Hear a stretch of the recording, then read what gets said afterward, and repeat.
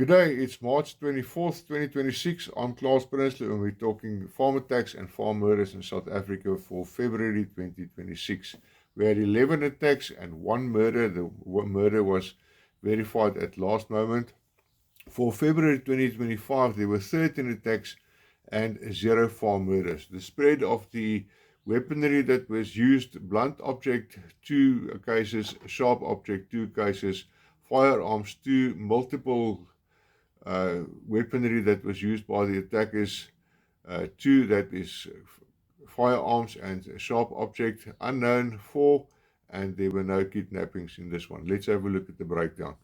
As you can see there on your screen, for February 2026, 11 for 1, once again confirmed. Gauteng Province, 4 attacks, 1 murder. Northwest Province, only 1 attack. Limpopo, there was 1 attack and another attack that was averted. In Mpumalanga, nothing to report. Free State, 1 attack. Also KwaZulu-Natal reporting 1 there. Eastern Cape, nothing to report. And Western Cape, 3 attacks. Northern Cape and Namibia and Botswana, nothing to report. I've included Botswana in this to give you figures for that, as there has been some attacks in the Botswana area, but the last attack was for January, so I'm not going to discuss that one. Let's have a look at the provincials. And first of all, Gauteng West, February 25, at around 3 o'clock in the morning, a man heard the dogs barking and he went outside to investigate. He was overcome by 4 perpetrators. They started assaulting him, beating him and kicking him while he was on the ground. They eventually fled and took 1 sun panel with them.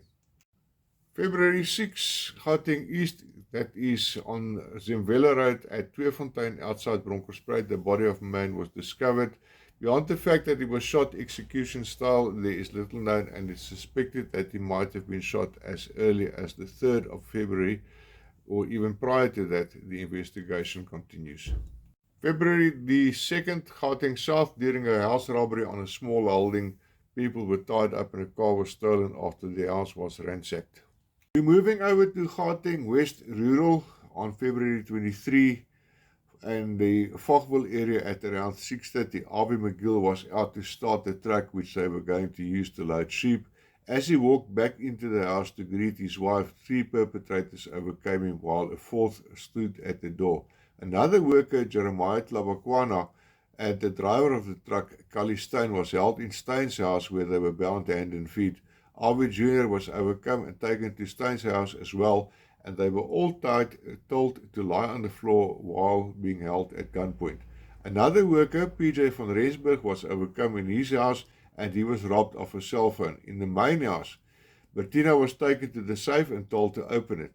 The McGills gave their full cooperation throughout the attack, and they surmised that that probably saved their lives, as they were continually threatened with their lives, while the perpetrators also demanded money and firearms. Firearms were covered in bedding before they fled. Bertina could later free herself and found the keys to the house still in the gate. Everybody was checked, and while handled roughly, nobody was hurt. The farm watch was called from a phone which was not taken, and other phones were later discarded by the attackers. In the Northwest Province, we had that single attack that was on the 3rd of February at Swartruggens. At around 3 o'clock, the Bredenkamp family were aroused from their sleep by dogs barking, only to find 2 perps in their bedroom. One was armed with a firearm.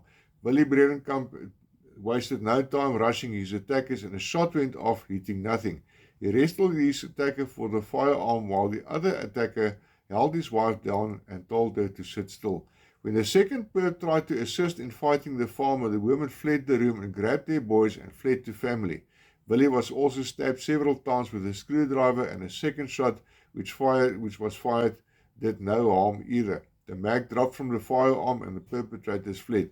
Farmer Watch mobilized and the farmer was treated for injuries sustained. 6 suspects were arrested soon after the incident.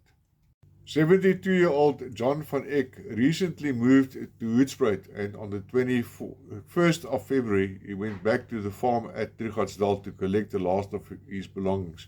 He was attacked while in the bathroom and sustained multiple stab wounds. The attackers had information that he had cash from selling scrap with which he intended to pay his workers. The 2 attackers were Zimbabwean and were armed with a knife and a panga, and they robbed him of that cash. His condition was serious and he was admitted to hospital for urgent surgery to repair damage to nerves. He has since been discharged and we wish him a full recovery. 2 arrests were made in this case. The next case is in the Free State. That was on February the 4th at Verkykerskop in the Harry Smith area. The farmer was out of the office for a few minutes to drop a worker in the fields.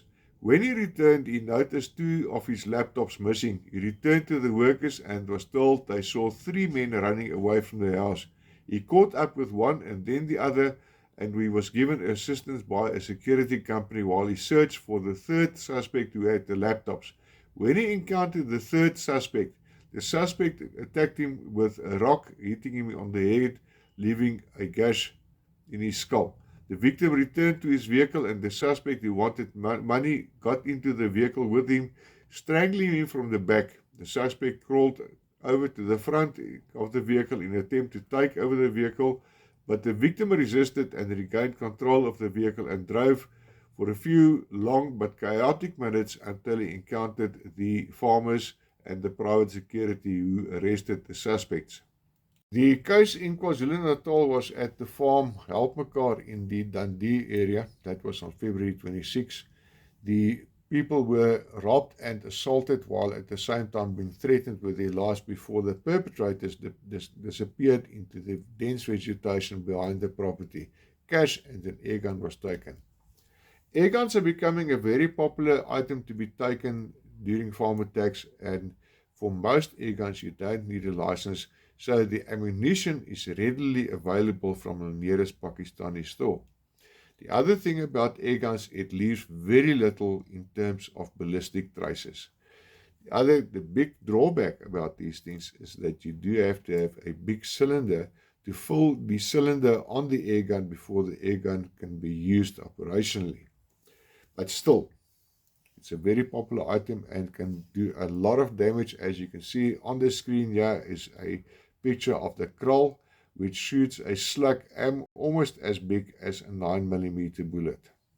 On the cover you can see the beautiful winelands and the majestic mountains of the Western Cape, where we had 3 attacks for the month of February.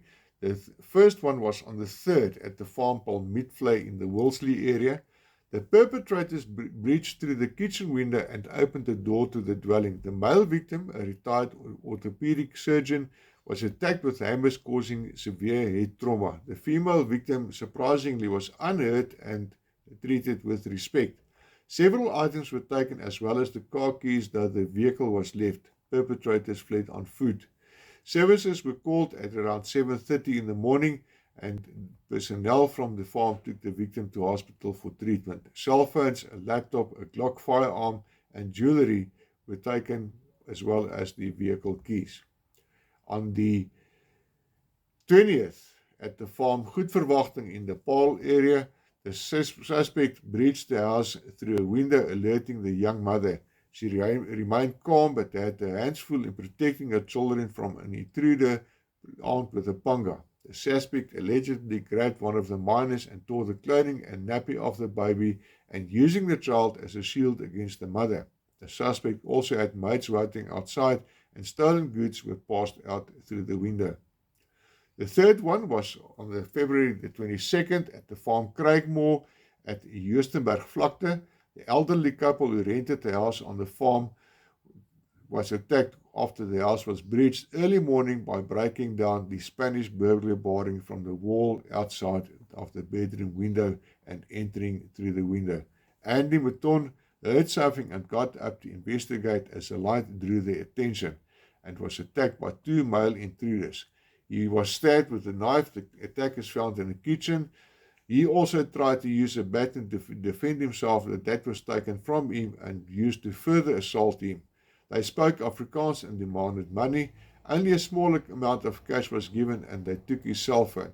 The attackers also demanded laptops, which the couple did not have. The suspects fled through the same window and one was obviously wounded as blood was visible on the window. They called their son and he was soon there to assist. The man was treated on scene, but he had to go to surgery for treatment. Okay, that's all from me with regards to farm attacks and farm murders in South Africa for February 2026. March is not looking too good, and sad to say, and I don't want to be devil's advocate, but farm attacks and farm murders can be expected to escalate. One of the things that will also escalate is stock theft, because the people out there need your cattle to feed themselves. The thing with arms and ammunition and also money, cash buys food. The arms and ammunition that is taken on farm attacks also assists with cash and transport robberies, and also it serves as a way to disarm farmers on farms, because the turnaround in South Africa after a farm attack to get your firearm back, if it is found, is quite lengthy. It's one of the things that we're battling, and the police is sort of almost, I'm not saying they are, but there is signs that they are blocking the process of farmers getting their firearms back in South Africa. For those abroad, please share this video. Thank you for joining me. And for us in South Africa, look up to our Holy Father in heaven and check your six. We are in South Africa, and live safe on farms in South Africa. Take care.